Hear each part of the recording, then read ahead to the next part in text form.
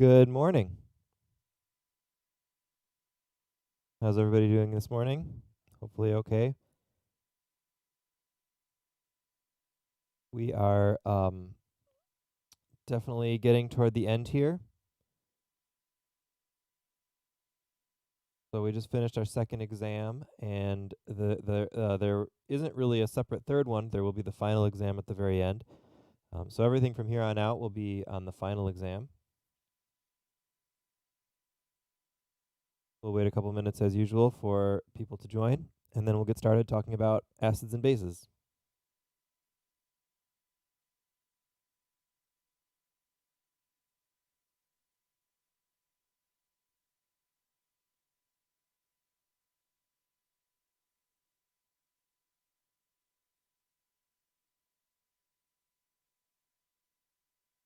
Hi, Alyssa.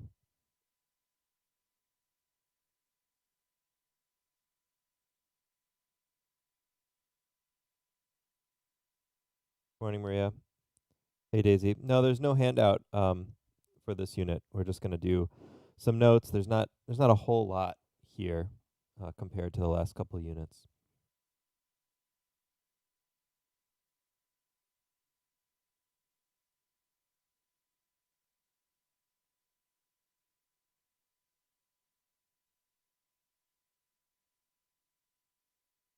All right. So since we don't have a handout, if you've got some paper you want to follow along and write with, you are welcome to. I can also post what I'm going to write here as well, so you have access to that.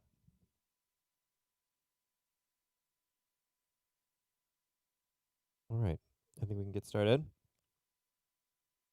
So just a reminder, lab this week will be for section 4, BO4, to do the mixtures lab.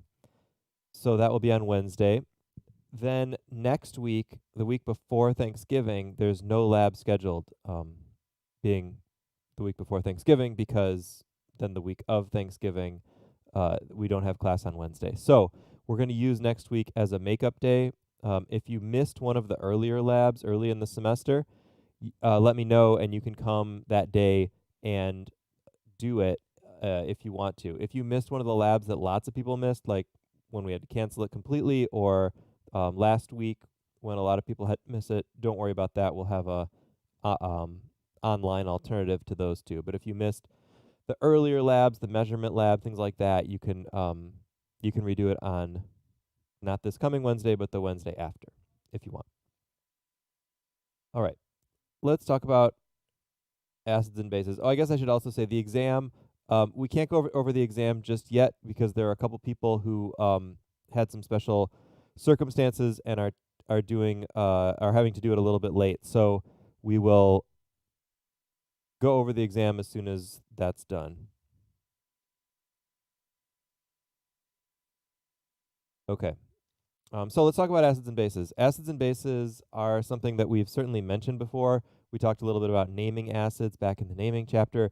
We've worked with lots of acids and bases in lab, but we haven't really defined specifically what is an acid, what is a base, and that's because we needed a little bit more information. We needed to know some things about solutions, concentration, to really talk about this. So now we know all that stuff, we can talk about acids and bases. All right. So the first thing to know about acids and bases is that there are various, or there have been over the years, various definitions of what makes something an acid or a base. It's not necessarily a fixed thing. We are going to use a particular definition called Bronsted-Lowry.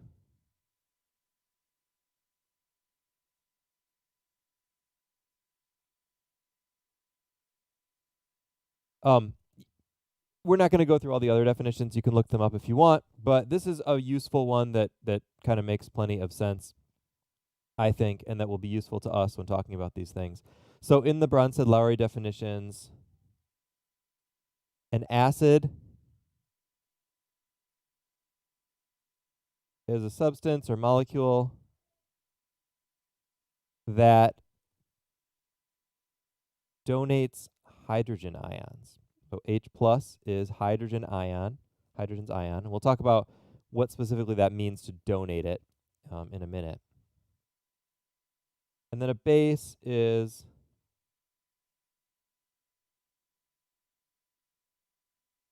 a substance that can accept that same hydrogen ion. So when we talk about acid-base reactions or interactions, we're talking about an acid giving up its hydrogen and then the base taking its hydrogen.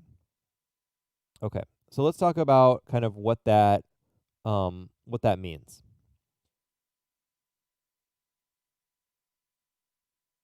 To do that, we're going to look at an example that we call an acid-base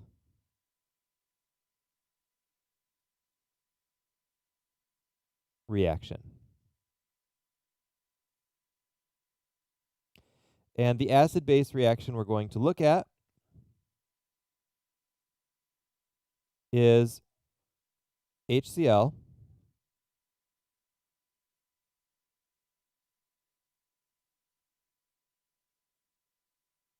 and NH3, ammonia. And as we talked about in the last part, this is actually a reversible reaction. Acid-base reactions go back and forth, and depending on how much they go in one direction or the other, we'll talk about that. That'll be how we decide if it's a strong or a weak acid. So this reaction is going back and forth, and the products of this reaction are chloride ion and ammonium ion. Okay. So let's take a look at what's going on here.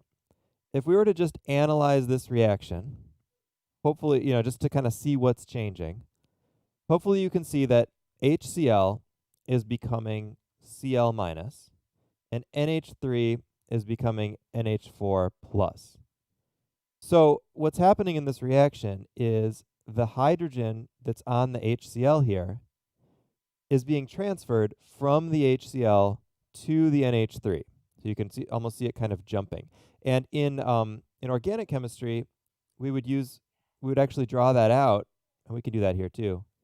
And we would say that nitrogen is actually kind of going out and grabbing that hydrogen and taking it. So if we go back to the definitions, then you can see where these come from. The acid is something that gets rid of its H plus, and the base is something that is taking that H plus. So in the context of this reaction, we would say that the HCl is the acid and the NH3 is the base. Notice that those labels talk about the roles that these molecules have in this particular reaction. This does not mean that NH3 is always a base.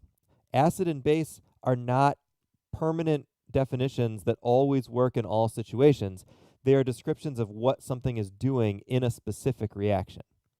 So yes, HCl is called hydrochloric acid, and that is because it pretty much always acts as an acid. But NH3 actually can act as an acid or a base depending on what kind of a reaction it's in. So it's this actual role, what's actually happening, the gaining of a hydrogen or the losing of a hydrogen, that labels something as an acid or a base. We can also label acids and bases on the other side of the reaction. So if we imagine starting on this side, starting on the right, and moving to the left, we can think about what's happening here. So using those same definitions, we can see that the NH4 plus is the acid in this situation because it's actually the only one that has any hydrogen. So if we think about starting on the right and going to the left, we would say that the NH4 plus is donating its hydrogen to the Cl and going that way. So in that case, we would call this the acid, and we'd call this the base. So any questions about that idea so far of assigning molecules as acids or bases depending on how they behave in a reaction?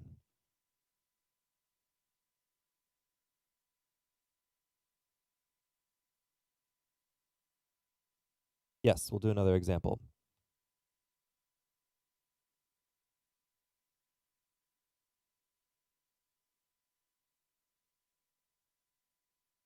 Right. pH we'll get to later. pH involves an acid or a base actually in solution at different concentration levels, so we'll get to that later. pH in this case does not define what's an acid or a base. pH defines whether a physical solution is acidic or basic, not the molecule itself.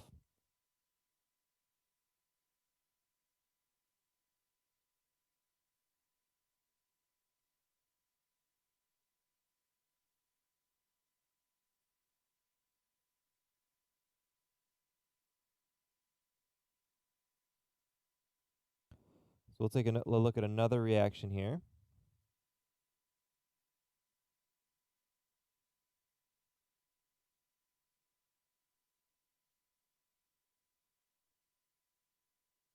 All right, so whether or not you know what these molecules are, I mean, I assume you know what this molecule is here, but whether or not, see if you can think about how you would label the acids and the bases in this reaction based on that previous definition. You don't have to type it in, but just take a second, write it down, or just think about it. Which is the acid, which is the base on each side, just as we did before.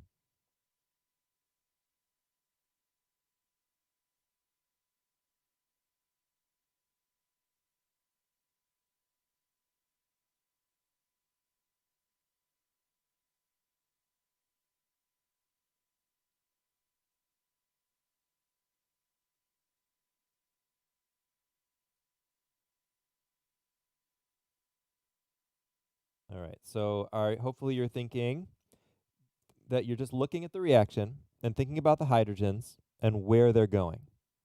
So is H2O losing a hydrogen? No, it looks like it's gaining a hydrogen. So that makes it the base. Is HNO3 losing a hydrogen? Yes, it's becoming NO3 minus, nitrate ion, no hydrogen there. So that makes it an acid. In fact, we call this nitric acid because it usually acts as an acid.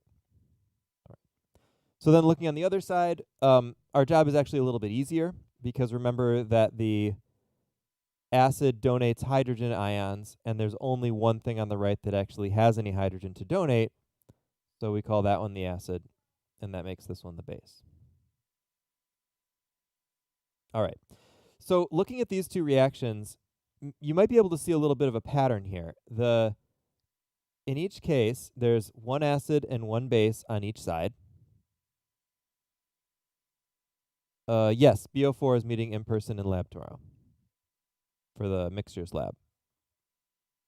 I need to change it on Blackboard, but the folder for the lab from last week is the same for this week.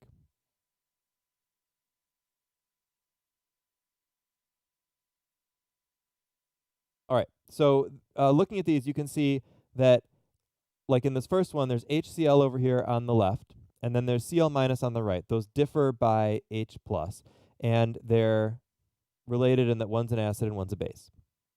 Same thing with the NH4 plus and the NH3. They only differ by that hydrogen because in the acid-base reaction, all that's happening is H plus is moving. It's moving from one molecule to the other. So because of that, these have a kind of a special label for their relationship, and that is called conjugate.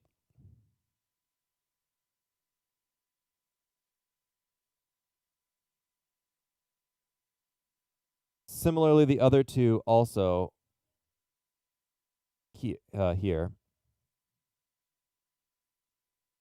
Those are called conjugate acid-base pairs. Let's define that.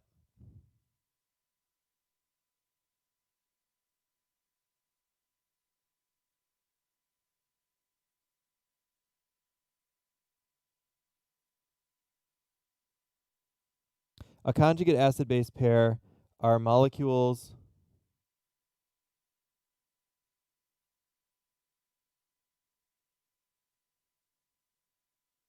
that only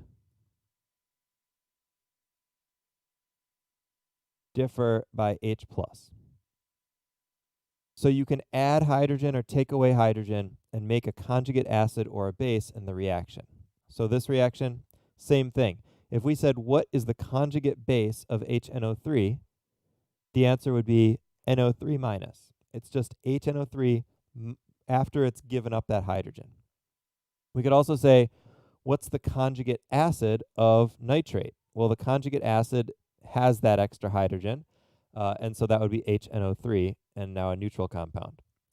Same thing with water. What's the conjugate acid of water? Well, it's when water gains a hydrogen ion, and becomes an acid known as hydronium.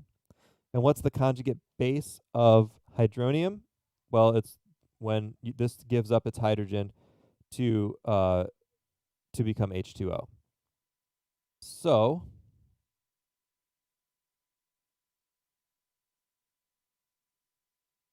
let's make a little table here.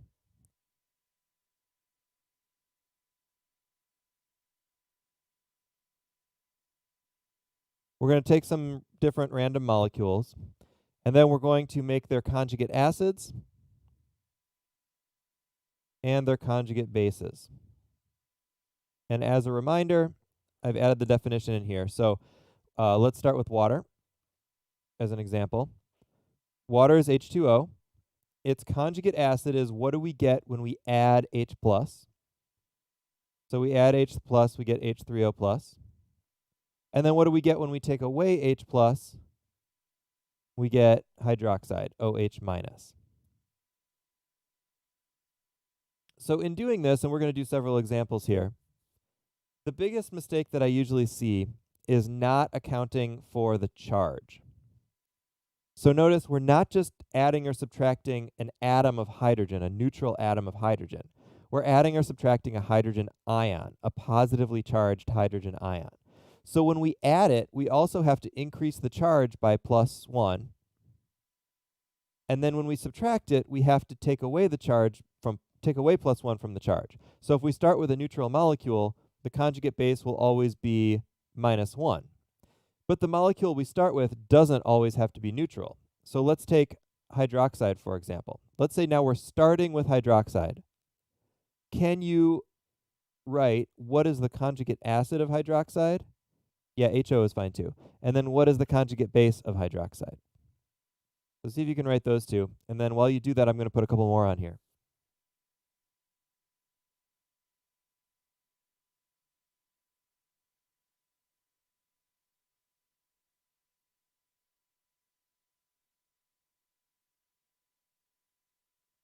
All right, so see if you can write conjugate acids and conjugate bases for these three other molecules or ions.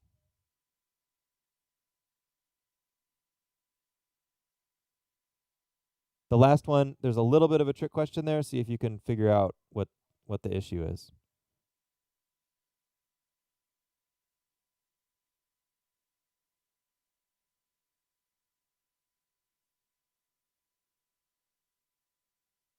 All right, so good guess, Daisy. Watch the charges, though. You're right about adding and subtracting the hydrogen, but check about adding and subtracting that +1 charge.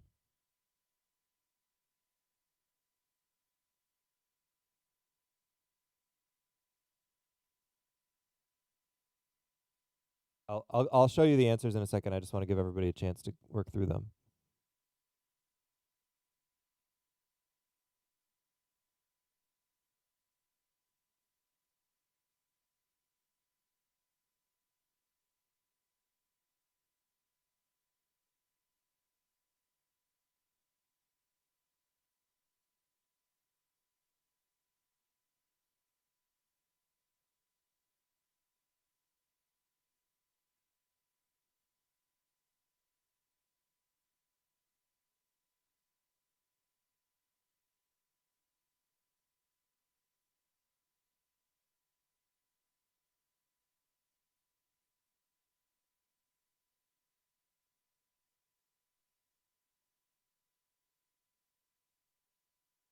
All right. Hopefully you had a chance to do this. So to do this, to find the conjugate acid, we want to add hydrogen. So adding the atom is easy because it just goes from one hydrogen to two hydrogens. It's the charge part that can be tricky. We started with a -1 charge. So if we add +1, then the resulting thing here is going to be neutral. So the conjugate acid of hydroxide is water, and it's neutral, it's not charged. Because it started as -1, so if we add +1 to -1, we get neutral.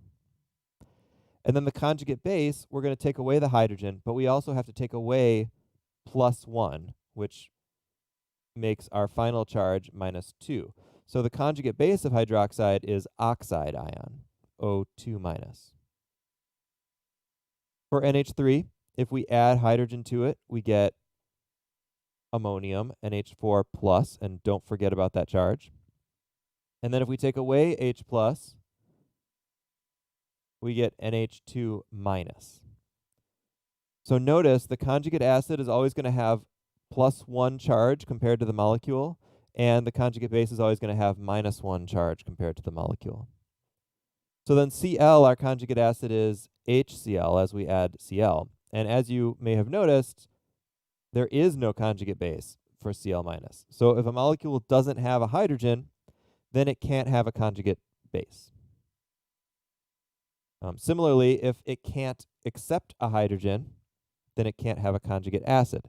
So if we had a molecule like CH4, where we know that carbon can only have 4 bonds, we can't add another hydrogen to that and make CH5 plus. So it can't have a conjugate acid, but it can have a conjugate base of CH3 minus. All right. So that's conjugate acid-base pairs.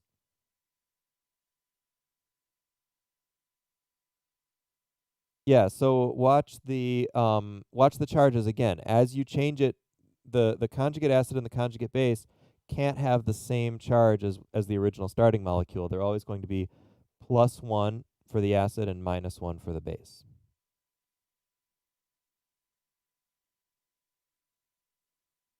If you want some more help or practice with that, if you look at, oh, you know what, I don't have it up right now. If you look at the linked chapter in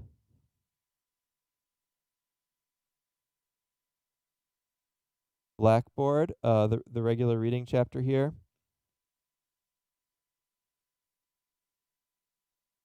there's lots of examples of different conjugate acids and bases, and a nice picture about taking away or adding hydrogen. So, if you haven't used this resource in the past, this is something that we put together custom for this class from a bunch of different other sources. So it really does match what we're talking about generally and has some good examples. All right.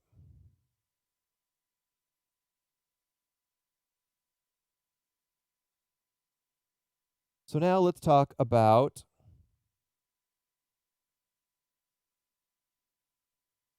water. Might seem like an odd thing to talk about in the context of acids and bases, but it's actually pretty important. So here's a weird reaction.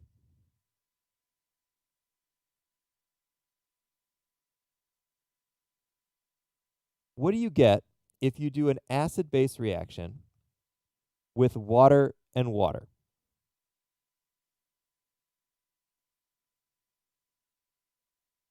It's a little strange. We don't normally write reactions like that. But just imagine what would happen if we assume that let's say this first water is going to act as an acid and the second water is going to act as a base. What would the products be if we did an acid-base reaction? Try it out.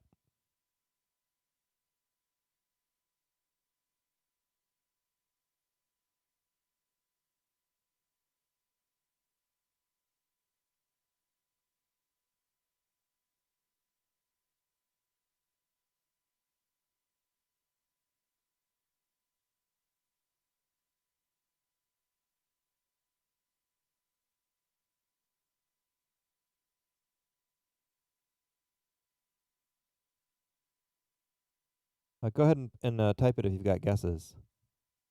You don't have to if you don't want to. Think about the definition again. One of the waters is accepting a hydrogen, and the other one is donating the hydrogen.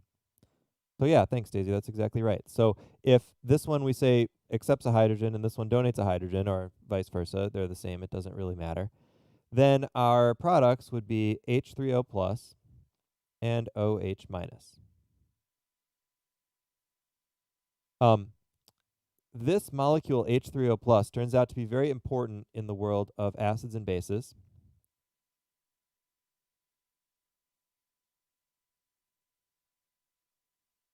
And it has a special name.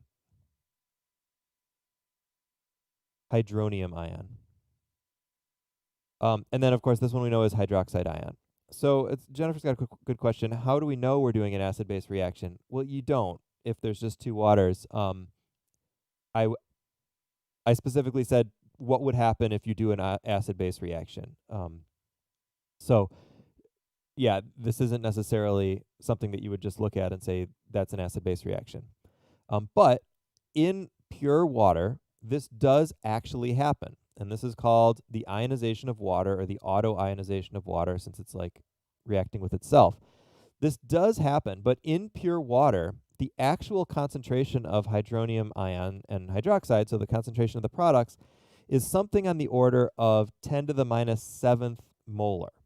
So 0.00000001 molar. So very small concentration. So as you expect, most water is just H2O neutral, but a little bit ends up dissociating, breaking apart into the conjugate acid and the conjugate base, into these ions. And so the way that we end up defining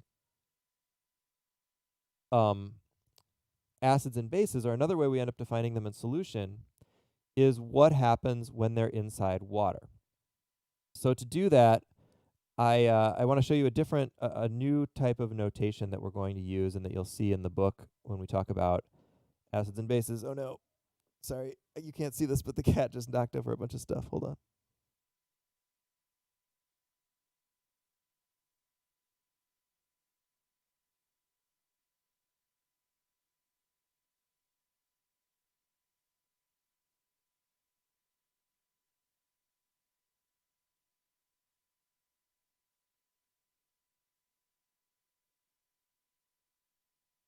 Okay, I think I got it. All right. Where was I? Okay, it might fall on me again. So we've got where was I? Oh yeah, so in water, a new notation. We're going to use these square brackets around a species, and that's going to stand in for concentration.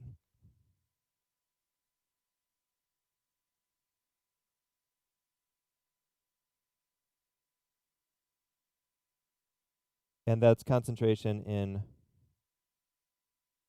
molarity.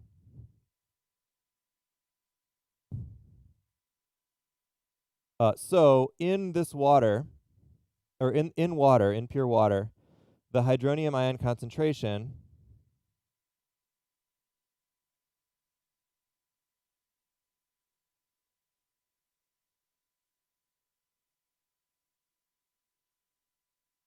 is 10 to the minus 7th molar. So a small concentration. Small, but not zero. Let me make sure I'm not missing anything else here. Okay, so now we can go into the next part, which you kind of alluded to. What happens when we add things to water? So when we talk about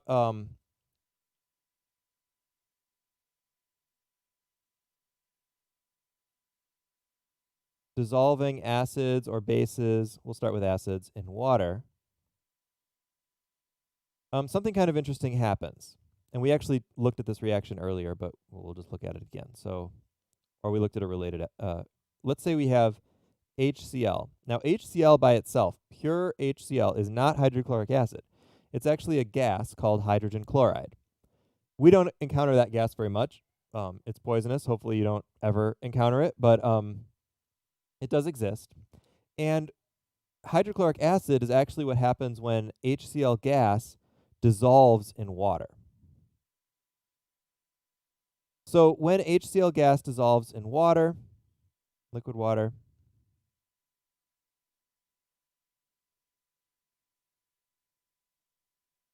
we make the conjugate acid and the conjugate base in aqueous solution.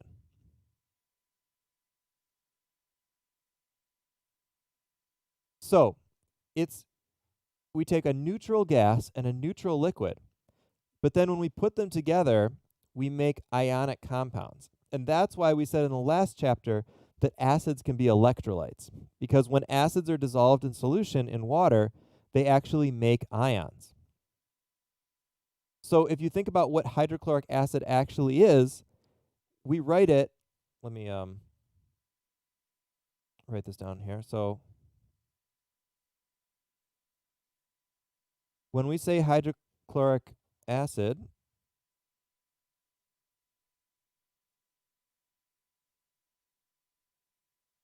another way we could write that is HCl aqueous.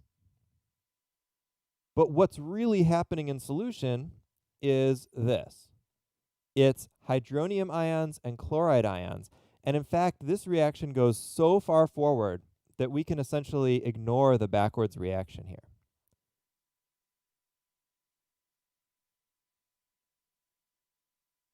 So hydrochloric acid is known as a strong acid. And this is another thing that sometimes gets confusing.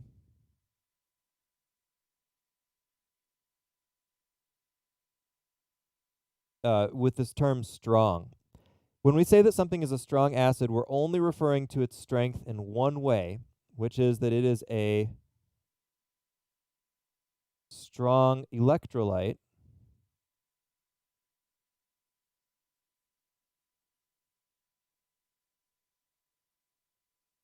And that, if you remember for the last chapter,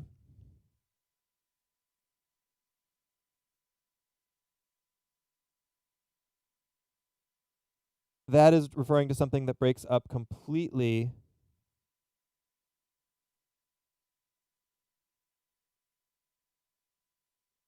into ions in solution. So if we took 1 mole of HCl gas and we dissolved it in water, in a liter of water, so we would have a 1 molar solution of HCl gas.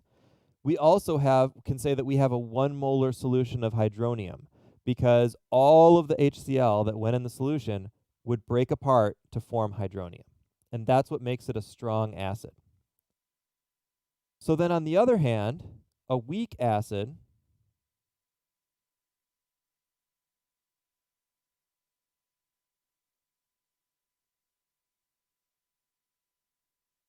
is a weak electrolyte.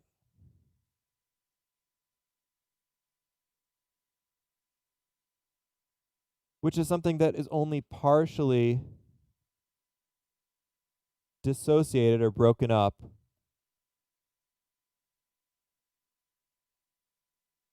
in solution. So the reason this is confusing, or this can be confusing, is that when we think of the words strong and weak, especially in connection to acids, we tend to think of them in terms of their behavior.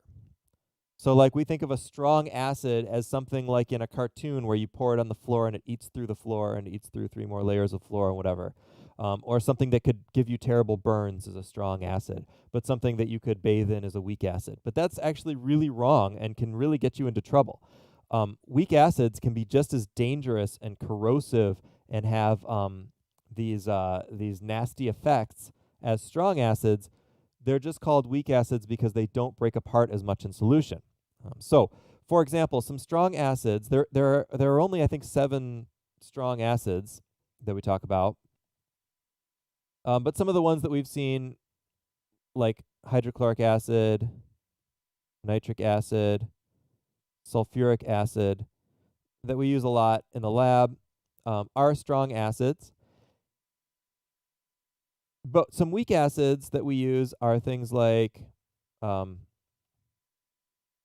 acetic acid. Now, we often think of acetic acid, I'll write that out too. We often think of acetic acid as kind of harmless because that's what vinegar is.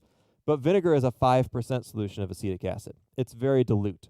A 5% solution of one of these strong acids, well, I mean, they all have their issues, but it is not necessarily terrible either. But pure acetic acid, called glacial acetic acid, is actually very, very dangerous. It has really bad vapors that can damage your lungs and can cause all kinds of problems. So even though that's a weak acid, it can still be corrosive and dangerous and all of that. Another example of a weak acid is HF, hydrofluoric acid. We don't use this in lab at all, because this is one of the nastiest acids you can have.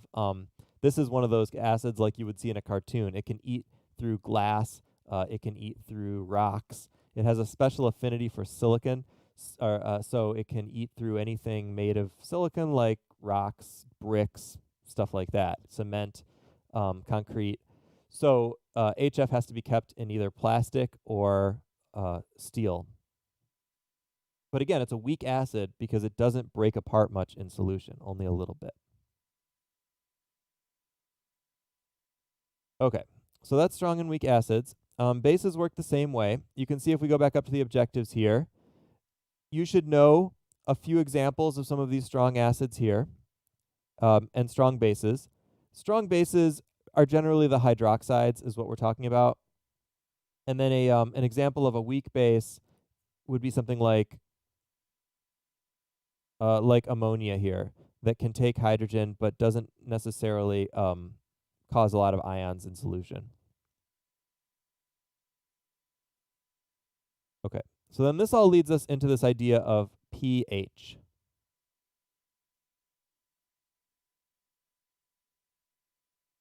So because of this idea of acids in water, we want a way to measure the acidity or basicity of a solution. So not just looking at a molecule in a reaction and saying that molecule is acting as an acid or a base in this reaction, but actually looking at a physical solution and saying, is the solution acidic or basic? And so the general definition looks like this, and then we'll extend it to this idea of pH.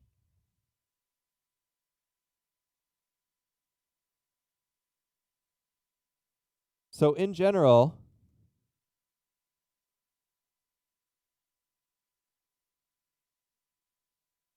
acidic solutions have hydronium ion concentrations that are greater than 10 to the minus 7th molar. And basic solutions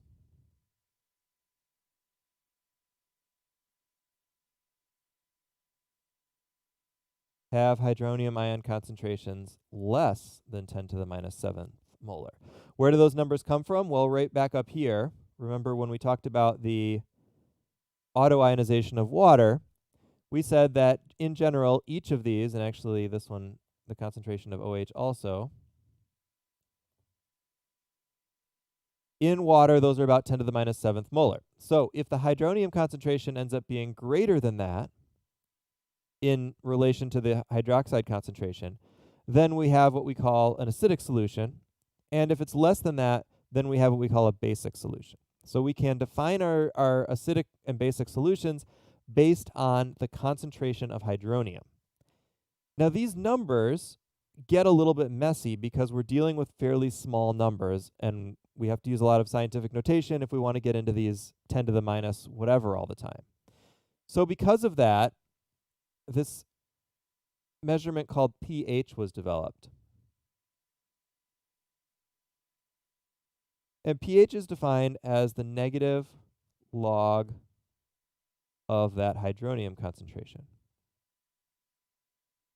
So if it's been a minute since you did some logs in math class, just to remind you, a log is an operation that returns an exponent.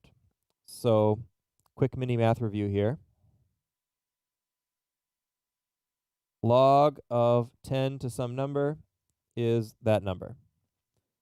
So the log of 10 to the minus 7th is minus 7.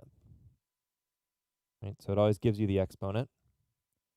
If you have some number that is not a nice even power of 10 and you use a calculator to take the log of that number, you're still doing the same thing. It's just that your result is not going to be a nice whole number. It's going to be some decimal thing. So then if we take the negative log of something like 10 to the minus 7th, the log part gives us minus 7, and then the negative flips that sign to make 7. All right, so you see how that works? So that's how logs work. If we want to go the opposite direction from a log, like in the inverse or The inverse of a log is 10 to the power of something. So if we want to know, well, we'll get to that in a second. So to calculate the pH, the reason that the pH, this whole pH thing was defined in the first place is so instead of saying acidic solutions have hydronium ion concentrations of greater than 10 to the minus 7th molar, we can say instead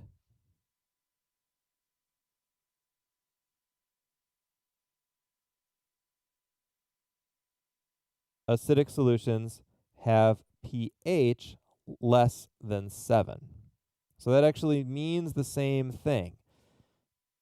A lower, if you think about the numbers here, a lower pH means that this exponent up here is a smaller, a smaller magnitude, still negative, but a smaller magnitude of negative number. So for example, 10 to the minus 3 molar, which would have a pH of 3, is a bigger number than 10 to the minus 7th. So the lower numbers in the pH scale actually correspond to higher concentrations of hydronium ion. And that's why lower pH numbers are more acidic.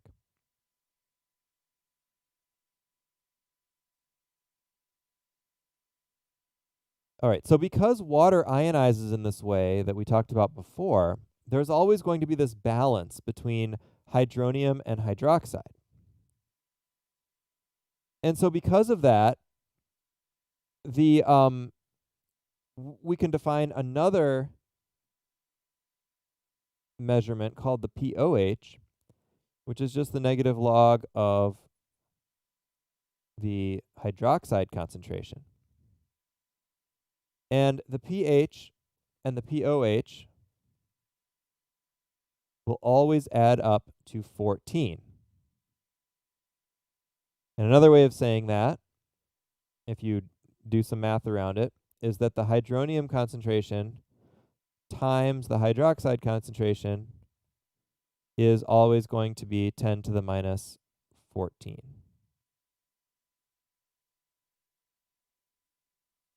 But this is a little easier, right? Because that's the whole point of the pH scale, is now we can just have these nice numbers between about 0 and about 14 to measure our acid-base scale and not have to deal with these big exponents. Okay. So then looking at, come back to the book here.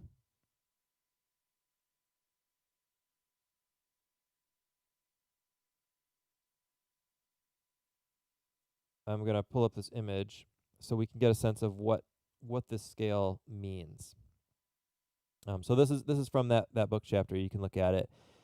We can look at the hydronium concentration and the hydroxide concentration, and then what that ends up being for pH and pOH, and then physically where we can put that and what that really means. So on the really far acidic side of the scale, we've got 1 molar HCl, which is around what we would see in something like gastric juice, which is your stomach acid. When we talk about stomach acid, we're talking about primarily HCl, and that is and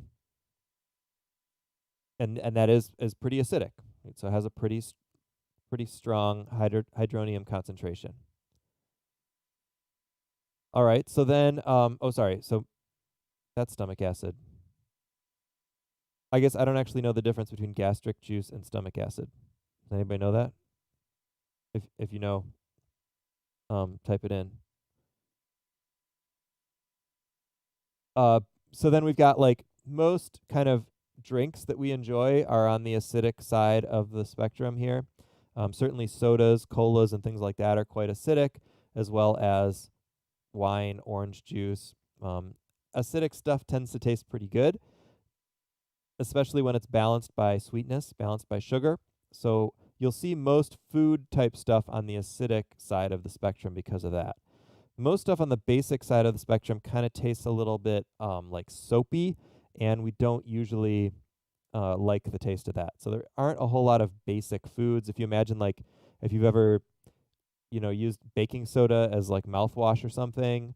Um, that kind of like chalky, soapy flavor is generally not great. And then, of course, we have stronger cleaners that tend to be basic.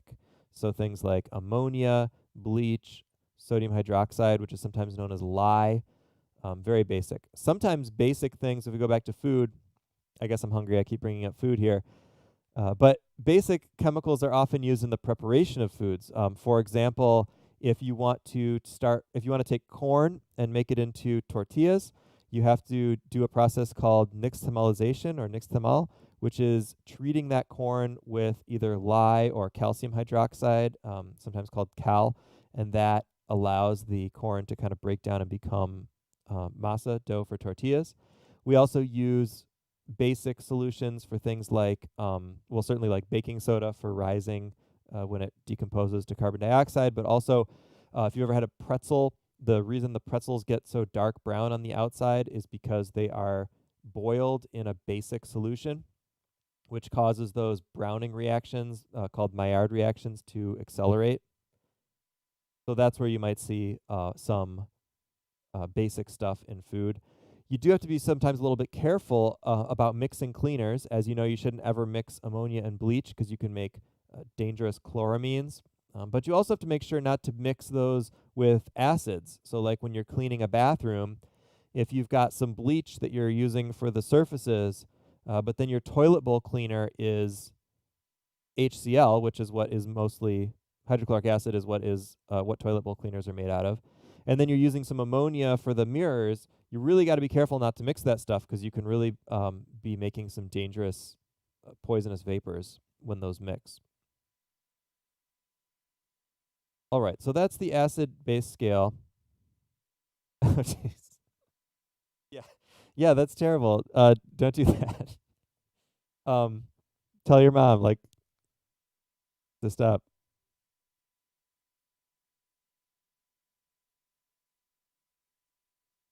All right,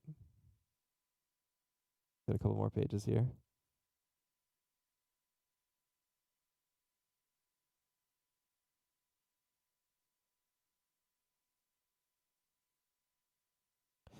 All right, so the last thing we got to talk about is blood and buffers.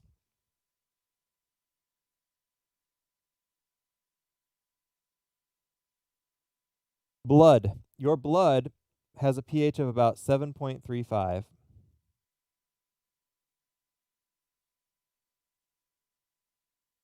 That, as you can see, is a really narrow range. If your blood goes out of that range, you are in trouble. So your body has a pretty sophisticated system to manage its pH and make sure that the blood does not vary outside of that range. Because once the pH varies outside that range, it affects all of the different reactions that are happening in your body. It affects the way the proteins are interacting and the enzymes and everything else. So it's really important that your blood maintain its pH, and it does that via something called a buffer. A buffer is a solution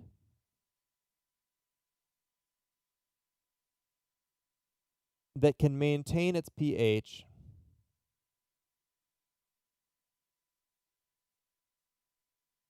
even when acid and base is added to it. So a normal solution like a neutral solution like water, if you add acid, even just a little bit of strong acid or strong base, that pH is going to jump or drop. It's going to change in a big way. A buffer solution has molecules in it that can kind of absorb that extra hydrogen and keep the pH about the same by making more neutral molecules. And we're not going to go through all the chemistry of how buffers work. It is interesting, and it's not that complicated. If you're interested, you can look it up. But this is basically what's happening in the blood. The blood uses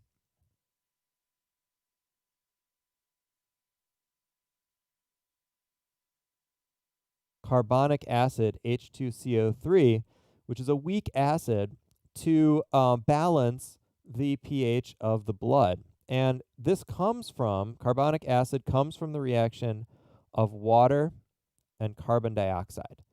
So the amount of carbon dioxide in your blood actually affects the pH of your blood. And as more carbon dioxide is in your blood, more carbonic acid is produced, and therefore the more acid and the pH can actually go down. So your blood can enter, if it goes below 7.35, you can end up in a condition called acidosis. And if it goes above about 7.45,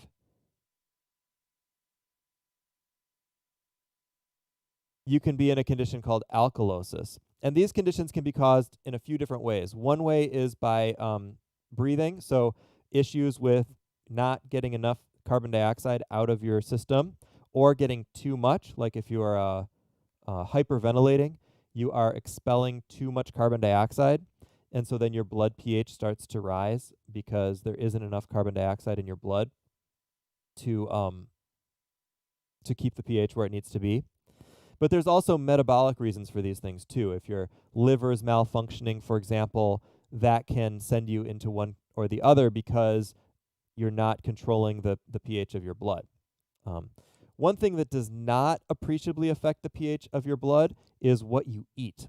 So there's a big trend right now that you need to avoid acidic foods and drinks. I don't know if you've heard about this, that you can get like alkaline water and stuff like that to avoid acids or to somehow control your body's pH. You can't control your body's pH by what you eat. Your body controls its own pH through its systems, and if it couldn't, you would actually be in really, really big trouble. So the idea that like the types of foods you eat have a significant effect on your blood's pH is wrong. It's just a scam to get you to buy stuff. So don't worry about that. I don't know if any of you have seen that stuff around. You don't need what you eat does not have a significant effect on the pH of your blood.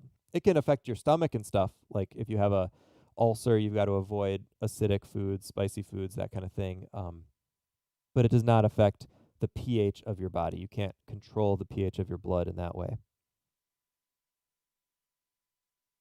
All right, I think we did it. So I just checked before class. The mastering chemistry did not come up on time, so I have to set that up. It's not much. The acid-base stuff, it's just like doing some conjugate acid and base and calculating some pHs. So you'll have a little practice for that this week. On Thursday, we will probably get into our next topic, or if all the exams are done, we can talk about the exam too. But if not, then we'll have to save that for Tuesday. So are there any other questions about acid-base stuff?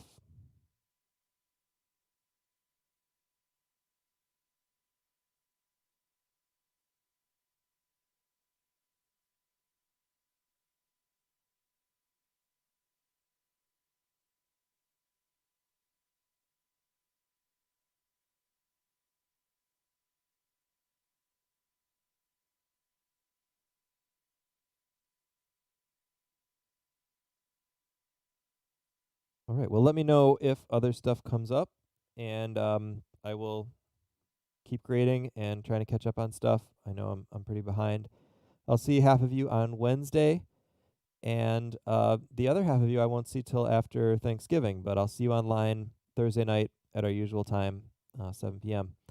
So have a good day, everybody. Stay safe, stay healthy, and I'll see you all soon.